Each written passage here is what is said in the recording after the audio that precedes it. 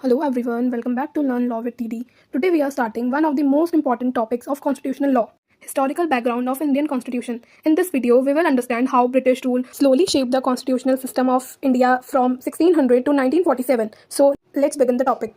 जैसे कि आप ऊपर फ्लो चार्ट में देख रहे हो कि इसमें अलग अलग फेजेस मैंने लिखे हुए हैं। तो फर्स्ट फेज जो होता है हमारा 1600 से 1765 का होता है।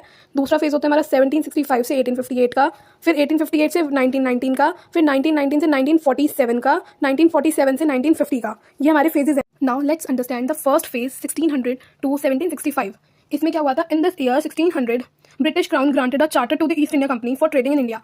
जो 1600 में ईस्ट इंडिया कंपनी इंडिया आई थी, Initially, the company came only for the business, but gradually it started controlling administration and politics. फिर चार्टर हुआ एक 1601 का, जिसमें कि लेजिस्लेटिव पावर्स जो थी वो ईस्ट इंडिया कंपनी ने अपने हैंड्स में ले ली थी। फिर 1609 में भी रही ये पावर, 1661 में भी थी ये पावर्स, बट 1693 में ये पावर्स थोड़ी सी डिक्रीज हो गई और एक चार्टर बना 1726 का। इससे ईस्ट इंडिया कंपनी ने अपने बोर्ड ऑफ डायरेक्टर्स इंट्रोड्यूस करे। फिर 1757 में बैटल ऑफ प्लासी हुआ, फिर 64 में बैटल ऑफ बक्सर हुआ, इसको हम नेल इन द कॉफिन भी बोलते हैं। और फिर 1765 में दीवानी राइट्स ईस्ट इंडिया कंपनी को दे दिए थे शाह आलम टू ने। दीवानी राइट्स होते हैं, ये कलेक्शन ऑफ रेवेन्यू होते हैं, उसको हम बोलते हैं दीवानी राइट्स, ठीक है। और ये सबसे पहले कहाँ आई थी East India Company? East India Company Surat में आई थी सबसे पहले। नाउ सी सेकंड फेज 1765 से 1858। सबसे पहले क्या आया था हमारा? Regulating Act 1773। This was the first important step taken by the British parliament to control the East India Company. अब देखो इसके फीचर्स क्या हैं। इसका फर्स्ट फीचर है ये स्ट्रॉन्ग कंट्रोल हो गया ब्रिटिश का ओवर द कंपनी, मतलब ईस्ट इंडिया कंपनी पे। सेकंड फीचर है इसका, जो सर वॉरेन हेस्टिंग थे वो फर्स्ट गवर्नर जनरल बने बंगाल के।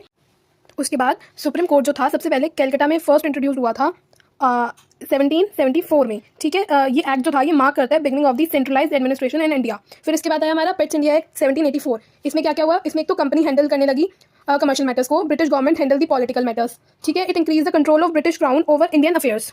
इसमें ब्रिटिशर्स का वो हो गई थी डोमिनेंस, कह लो एक तरीके से।